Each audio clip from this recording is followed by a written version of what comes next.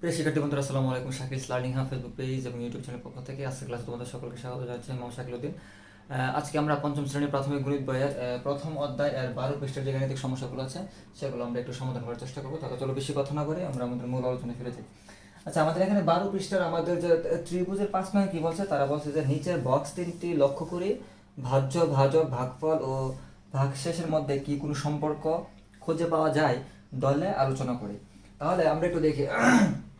আমাদের এখানে 5 নং ত্রিভুজের পাশে তিনটা সমস্যা আছে। তারা বলছে, এখন দেখো লেখছে যে 2412কে আমরা 10 দ্বারা ভাগ করবো। ঠিক আছে। আচ্ছা, আমরা বিগত ক্লাসে বা বিগত পৃষ্ঠাতে যে আমরা 4 নং দেখছিলাম যে আমাদের রাফি এবং তুলি তারা আমাদেরকে দুইটা মেসেজ দিছিল। যেমন রাফি বলছিল আমরা যদি 10, 100 বা 1000 এই টাইপের কোনো সংখ্যা তারা যদি আমরা কোনো সংখ্যাকে ভাগ করি তাহলে আমরা খুব সহজেই ভাগফল বা ভাগশেষটা আমরা খুঁজে বের করতে পারি। যেমন এখানে আমাদের 10 দ্বারা ভাগ করতে পারি। 10 দ্বারা ভাগ করলে 10-এর মধ্যে আমাদের দেখো এখানে একটা শূন্য আছে না? তো শূন্য থাকলে যদি একটা শূন্য আছে, আমরা ভাজ্যের ডান দিক থেকে একটা অঙ্ক বাদ দিব। তাহলে ভাজ্যের ডান পাশ এটার একটা অঙ্ক বাদ দিলে তার মানে এই যে 2কে যদি আমরা বাদ রাখি, তাহলে বাদ দেওয়ার পর বাকি যে অঙ্কগুলো থাকে ওইগুলো কি হবে আমাদের ভাগফল। তাহলে 241 হবে কি আমাদের ভাগফল। ভাগশেষ কি হবে? ভাগশেষ যেটা বাদ দিছি, আমাদের এই তুলি বলছিল কি যে অঙ্কটা আমরা বাদ দিব ওইটা হবে ভাগশেষ। তাহলে 2 বাদ দিলাম, তাহলে 2 হচ্ছে আমাদের ভাগশেষ কত? আমাদের ভাগশেষ 2। ঠিক আছে। ঠিক একই রকম ভাবে আমাদের 2 এবং 3। তাহলে 2 এ কি বলছে 3264কে আমাদের ভাগ করে দেবে 100 দ্বারা। দেখো 100-এর মধ্যে শূন্য আছে 2টা। তাহলে আমরা ভাজ্যের ডান দিক থেকে 2 অঙ্ক বাদ দিব। ডান দিক থেকে 2 অঙ্ক, এই যে এটা হলো ডান পাশ, এটা হলো বাম পাশ। তাহলে ডান দিক থেকে 2 অঙ্ক, 1 অঙ্ক 2 অঙ্ক, তার মানে 2 অঙ্ক বাদ দিলে কত হয়? 64 বাদ দিলে থাকে কত? 32। তাহলে আমাদের 32 হবে কি আমাদের ভাগফল। আর ভাগশেষ কত হবে? ভাগশেষ হবে আমাদের 64। ঠিক আছে। 3 নাম্বার দেখো, 100 দ্বারা ভাগ যদি করি তাহলে 100 মধ্যে 2টা শূন্য আছে। তাহলে আমরা ভাজ্যের কি করবো? আমরা ডান দিক থেকে 2 অঙ্ক বাদ দিব। 2 অঙ্ক বাদ দিলে 73কে আমরা বাদ দিলে থাকে কত? 639। ভাগফল। ভাগশেষ কত? ভাগশেষ হচ্ছে যে অঙ্কগুলো বাদ দিছি 73 ভাগফল। ঠিক আছে। আচ্ছা, আমরা এখন আমাদের ত্রিভুজে যে 6 নং আছে, যেমন তারা বলছে যে ভাগ না করে ভাগফলকে বৃত্ত দিয়ে, ভাগফলকে আমরা কি করব? বৃত্ত দিয়ে আমরা আইডেন্টিফাই করবো এবং ভাগশেষের নিচে আমরা কি করবো? দাগ দিয়ে প্রকাশ করি। আচ্ছা, এখন এখানে দেখো আমরা ভাগফলকে আমরা বৃত্ত দিব এবং ভাগশেষের নিচে আমরা কি করবো? আন্ডারলাইন করবো। তাহলে এখানে 92,605কে আমরা 100 দ্বারা ভাগ করবো। ভাগ করলে দেখো এখানে 100-এর মধ্যে শূন্য আছে 2টা। তাহলে আমরা ডান দিক থেকে 2টা অঙ্ক বাদ দিব। এই যে 2টা অঙ্ক বাদ, 2টা অঙ্ক বাদ দিলে এই যে 926 আমরা বৃত্ত দিয়ে আমরা চিহ্নিত করলাম। তাহলে 926 হবে আমাদের কি? ভাগফল। এটা হবে আমাদের ভাগশেষ। ঠিক একই রকম ভাবে 2 এবং 3 দেখো এখানে বলছে 10 দ্বারা ভাগ করলে 10-এর মধ্যে শূন্য আছে একটা, তার মানে একটা অঙ্ক বাদ। আচ্ছা, ভাগশেষকে আমরা আইডেন্টিফাই করছি কি? আমাদেরকে বলছিল ভাগশেষের নিচে দাগ দিব। এই যে নিচে দাগ দিয়ে আইডেন্টিফাই করলাম। তাহলে এই যে বাকি যে 4টা অঙ্ক, এটা হচ্ছে আমাদের কি? ভাগফল। তাহলে ভাগফলকে আমরা বৃত্ত দিয়ে আমরা কি করলাম? চিহ্নিত করলাম। 6468 হচ্ছে কি আমাদের ভাগফল, আর শূন্য হচ্ছে কি? ভাগশেষ। ঠিক একই রকম ভাবে আমাদের এখানে ধরো 100 দ্বারা ভাগ করলে 100-এর মধ্যে শূন্য আছে 2টা, তার মানে ডান দিক থেকে এই যে 2টা অঙ্ক বাদ দিলে এই যে আমাদের এটা হচ্ছে কি? আমাদের ভাগফল। ঠিক আছে। ভাগফল 728 এবং ভাগশেষ কত? 32। আচ্ছা, এখন আমরা আমাদের যে বক্সের যে 5 নং আছে সেটা আমরা একটু সমাধান করার চেষ্টা করি। যেমন বক্সের পাশে বলছে যে ভাগ করি।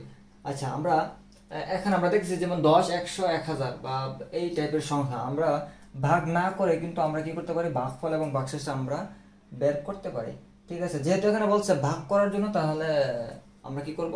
আমরা ভাগটা আমরা কইরা আমরা কি করব? দেখাই দেব। যেমন এখানে যদি আমরা ভাগ করি, 10 দ্বারা আমরা ভাগ করব কাকে?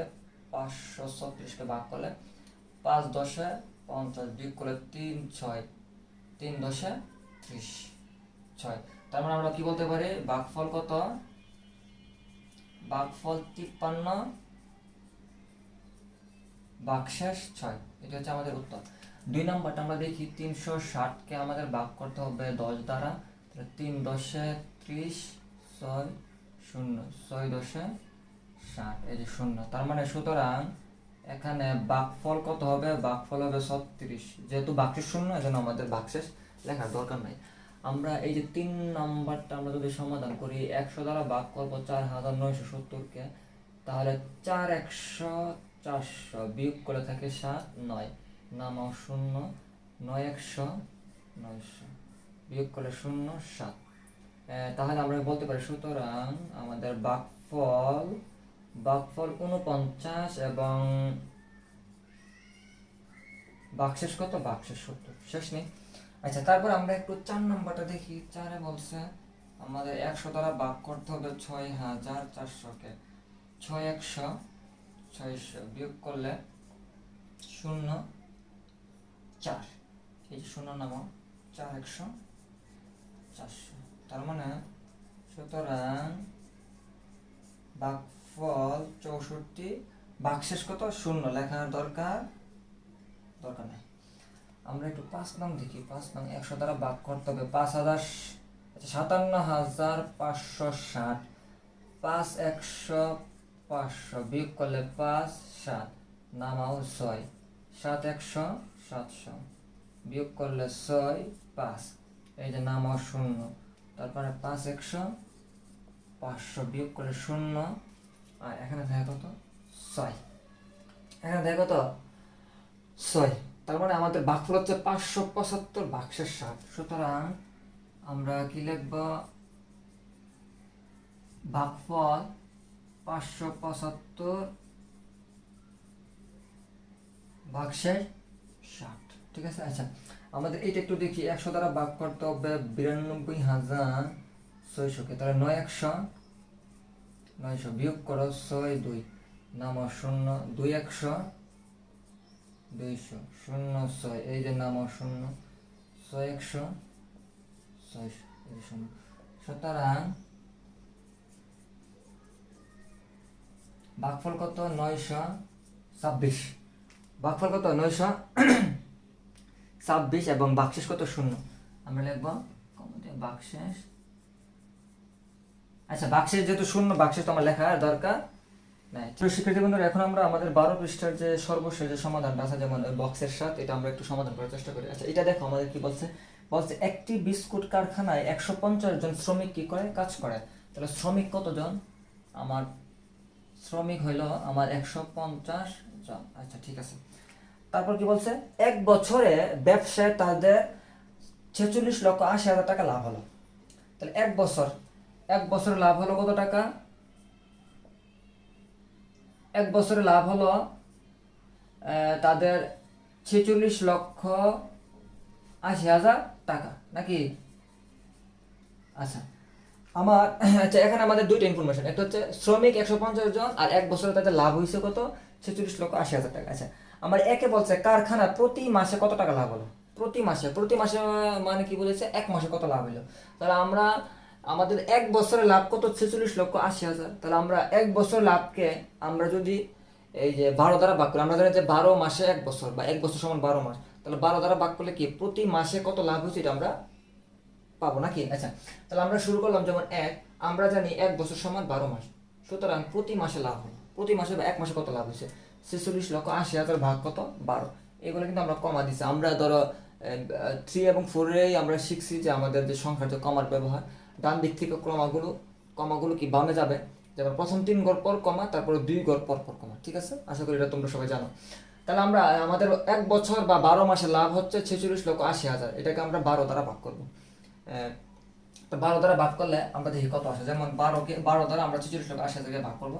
যেমন এখানে ধরো 2 অঙ্ক বিবেচনা করো। তাহলে 12 কে 12, 12 দ্বিগুণে 24, 3 12 36, 4 12 48। এখানে 46, 4 দ্বারা দিলে বেশি যায়। তারপর 3 দ্বারা দিব, 3 12 36, 6 থেকে 6 চলে গেলে 0, 4 থেকে 3 চলে গেলে 1, নামাও 8। এখন 12 সাথে কত আমরা গুণ করব। গুণ করলে 108-এর সমানুপাতের কাছাকাছি আসে। যেমন 12 কে 12, 12 দ্বিগুণে 24, 3 12 36, 4 12 48, 5 12 60, 6 12 72, 7 12 84, 8 12 96, 9 12 কত? 108, 9 12 108। আচ্ছা, তারপরে কি দেখো এখানে মানে 108 বিয়োগ করলে 0। তার মানে এই যে একটা 0 আছে না, এই যে আমরা একটা 0 এখানে নামাইলাম। এখন 0-কে তো আর ভাগ করা যায় না। তাহলে 12 সাথে কত গুণ করলে 0 হবে? 0 0, শেষ। তারপর এই 0 নামো 0, আবার সেম 0 দ্বারা দিলে 0, তারপর এই যে 0 নামাইলাম। এখন নামাইলে 0-কে তো ভাগ করা যায় না, 0 দ্বারা দিলে 0, এই যে শেষ। আবার নামাও 0, আবার এখানে 0 0, ঠিক আছে, এটা কত হয়েছে একক দশক শতক হাজার 3,90,000। 3 লক্ষ, তার মানে আমার প্রতি মাসে লাভ কত? আমার প্রতি মাসে লাভ হচ্ছে 3,90,000। আশা করছি তোমরা এই ভাগটা বুঝতে পারছো। তাহলে আমরা এখানে কি লিখবো? 3,90,000 টাকা। তাহলে আমরা একটু লিখবো যে এটা হচ্ছে আমাদের লাভ। ঠিক আছে, আচ্ছা তাহলে আমরা এই দেখো এখানে লিখবো আমরা সুতরাং, বা উত্তর লিখতে পারি, উত্তর কারখানার প্রতি মাসে কত টাকা লাভ হলো। আমরা লিখবো উত্তর কারখানার প্রতি মাসে লাভ এত টাকা। কারখানার প্রতি মাসে লাভ কত? 3,90,000 টাকা। ঠিক আছে, শেষ। আচ্ছা, আমরা কিন্তু এই ভাগটা কিন্তু আমরা রাফ করছি। ঠিক আছে, আমরা এটাকে আবার একটু অন্যরকম ভাবে আমরা যদি একটু করি, যেমন একটু দেখাই, যেহেতু আমরা রাফ করছি, আমরা সম্পূর্ণ ভাগটা না করলে হয় কিরকম, আমরা একটু দেখাই। 12,46,80,000, যেমন 3,12,36, 3,12 কত? 36, বিয়োগ করলে কত? 0,1, নামাইলাম 8, 9,12, 108। আচ্ছা, এখানে একটু দেখো তো, আমাদের কিন্তু এখানে কিন্তু এরপর যে অঙ্কগুলো আছে এগুলো কিন্তু সবগুলো শূন্য নাকি? তাহলে যেহেতু এটা আমরা রাফ করতেছি, আমরা যদি আমাদের কাঙ্ক্ষিত উত্তরটা পাইতে মানে পেয়ে ফেলি, তাহলে কিন্তু আমরা সম্পূর্ণ ভাগ না করলে আমাদের হয় কিসের ক্ষেত্রে? রাফের ক্ষেত্রে। আর যদি আমাদের মূল অঙ্ক হয় তাহলে সবটাই রাফ মানে ভাগ করতে হবে। যেহেতু রাফ, আমরা যদি আমাদের কাঙ্ক্ষিত উত্তর পাই তাহলেই হবে। তাহলে এখানে 108, আর তো নাই। এরপর কয়টা শূন্য আছে দেখো? 4টা শূন্য নেই।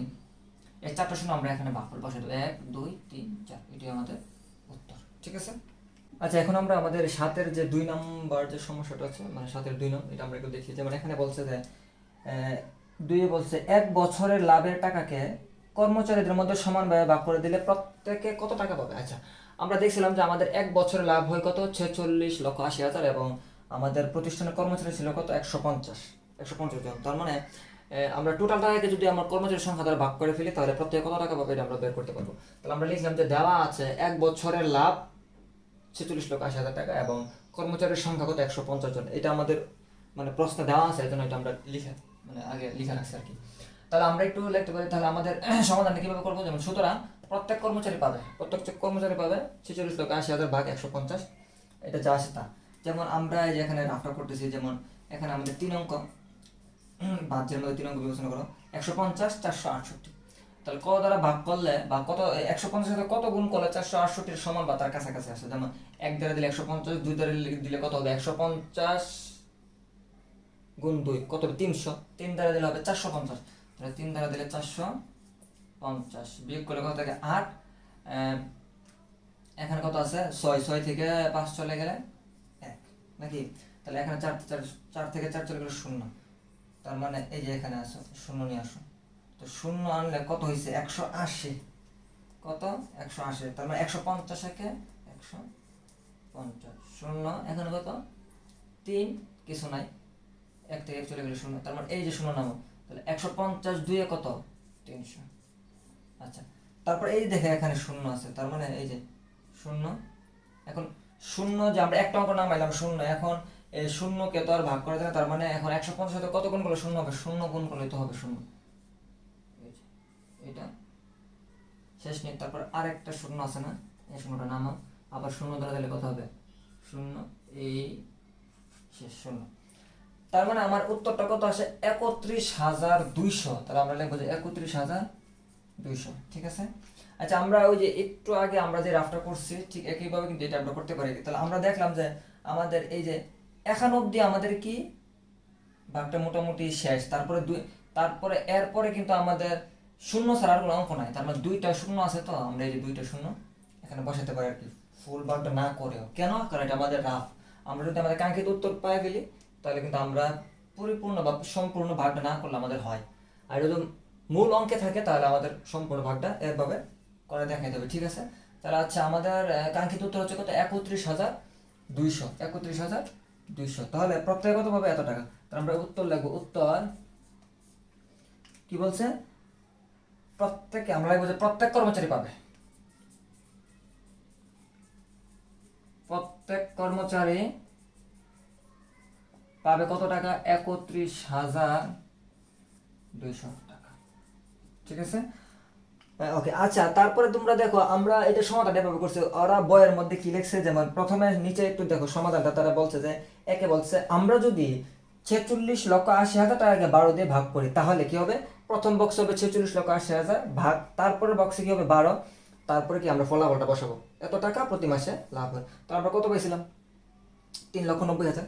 আচ্ছা, দুইয়ে বলছে কি আমরা যদি দুই নংয়ের যে সমাধানটা, তারা কি বলছে যে এখানে বলছে যে আমরা যদি 46,80,000 টাকাকে 150 দিয়ে ভাগ করি তাহলে কি হবে? এই প্রথম বক্সে হবে কি 46,80,000 ভাগ, তারপরে বক্স হবে 150, ফলাফল কত? 31,200 টাকা প্রত্যেক কর্মচারী পাবে। ঠিক আছে, ওকে। তো আমরা এভাবেই সমাধানটা করবো আর কি। ঠিক আছে, তো প্রিয় শিক্ষার্থী বন্ধুরা, আজকের মতো আমাদের ক্লাস এখানে শেষ। তো তোমরা সবাই ভালো থেকো, সুস্থ থেকো। আসসালামু আলাইকুম রহমতুল্লাহি ওয়া বারাকাতুহু।